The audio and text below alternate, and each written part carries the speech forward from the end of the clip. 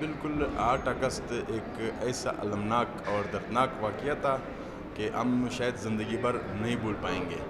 لیکن ان کے بے شک اس میں 10 سال تو بیت گئے۔ آج چونکہ حالات کے تناظر کی وجہ سے چونکہ بلوچستان میں اوورال بلوچستان میں خصوصاً کوئٹہ میں جو ہے چونکہ حالات ٹھیک نہیں تھے، اس وجہ سے ہم نے آج جو ان کا پروگرام رکھا تھا تو ہم نے آج جو ان کی برسی تھی ہم نے سادگی سے ہم نے منایا۔ یہاں پہ ہمارے بلوچستان ہائی کورٹ کے چیف جسٹس اور ان کے ساتھ سینئر پیونی جج جسٹس جناب اقبال احمد قاسی صاحب اور تمام ہائی کورٹ کے جسٹس صاحبان، ڈسٹرکٹ کورٹ کے ججز صاحبان اور بلوچستان بھر سے ہمارے وکلا صاحبان آئے، انہوں نے آج کے اس پروگرام میں شرکت فرمائی۔ اس دھماکے میں، اس بلاسٹ میں تقریباً 57 ہمارے وکلا صاحبان شہید ہو گئے اور اس میں 100 کے قریب لگ بھگ اس میں ہمارے وکلا صاحبان جو ہے وہ زخمی ہو گئے۔ اس میں خود ایک چشمدید گواہ ہوں، میں بھی خود اس میں جو سیریس انجرڈ تھا میں بھی اس میں زخمی میں سے تھا۔ تو تقریباً اس میں جو میجورٹی جو زخمی وکلا صاحبان ہیں ان کو بھی گورنمنٹ کی طرف سے وہ تھوڑی بہت ان کو کمپنسیٹ کیا گیا، مختلف کیٹیگریز رکھی گئی تھی۔ جو زیادہ سخت ترین انجرڈ تھا ان کے لیے الگ کیٹیگری تھی، گورنمنٹ آف بلوچستان نے ان کو کمپنسیٹ کیا گیا، اور اس کے بعد جو مڈل یا درمیانہ ٹائپ کا جو وہ انجرڈ تھا ان کو ایک الگ کیٹیگری میں رکھا، اور جو فائنل جو بہت کم سی انجریز تھی ان کو بھی ایک کیٹیگریز وائز کیا گیا تھا، اس کے نے اپنا کیٹیگری رکھا گیا۔ اور ہمارے جو شہداء ہیں گورنمنٹ آف بلوچستان کی جانب سے، ان تمام شہداء کو جو ہے بلوچستان حکومت بلوچستان کی جانب سے اس ٹائم جو زیری صاحب کا گورنمنٹ تھا تو 1 کروڑ روپے پر ہماری جو شہید کی فیملی ان کو کمپنسیشن دیا گیا ہے۔ ویلکم۔ جی میں Azmir Khan advocate Pashtunkhwa national lawyer forum کا جو ہوں سیکرٹری انفارمیشن ہوں۔ 10 سال ہو گئے سامنے 8 اگست کو، کیا کہیں اپنے دوست یاد ہے اس وقت آپ وکیل بن چکے تھے یا شروعات کیا؟ نہیں، اس ٹائم تو میں اسٹڈی کر رہا تھا، LLB کا تقریباً 2nd سیمسٹر میرا چل رہا تھا۔ انتہائی افسوس کی بات ہے، ہمارے پیارے وکلا صاحبان کو ہم سے بچھڑے ہوئے 10 برس گزر چکے ہیں، لیکن ان کا درد آج بھی ہمارے دلوں میں اسی طرح زندہ ہے۔ بات یہ نہیں کہ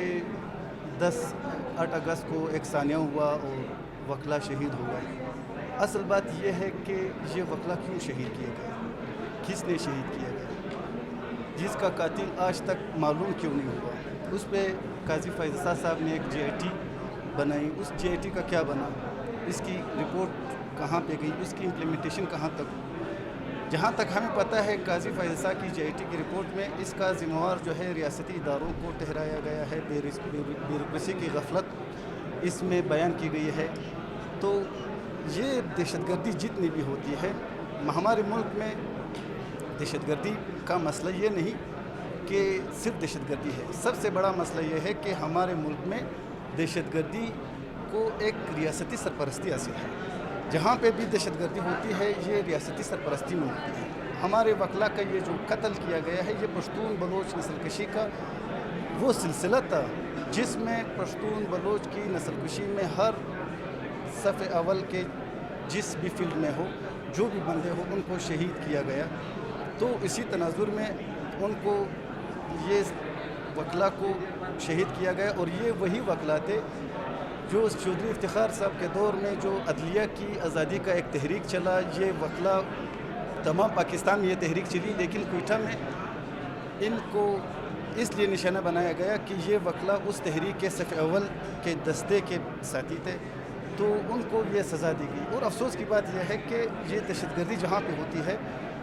یہ وکلا لاہور میں ہم سے بلوچستان سے زیادہ وکلا لاہور میں ہیں، بلوچستان سے زیادہ مولوی حضرت لاہور میں ہیں، پاکستان کے دیگر صوبوں میں ہیں، لیکن یہ جو دہشت گردی ہوتی ہے یہ صرف اور صرف پشتونخوا صوبے میں ہوتی ہے یا بلوچستان پشتون بلوچ صوبے میں ہوتی ہے۔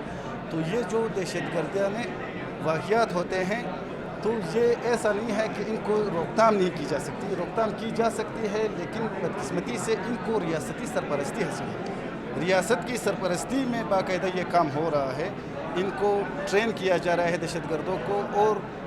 سوچے سمجھے منصوبے کے تحت ان کو دہشت گردوں کو پہلے بسایا جاتا ہے، پھر ان سے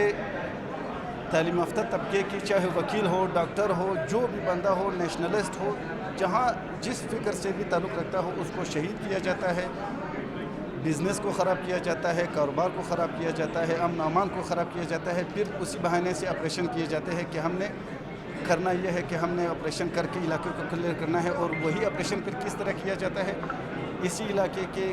وسائل کو لوٹنے کے لیے، انتظامی اختیارات کو لینے کے لیے یہ تمام تر کیے جاتے ہیں۔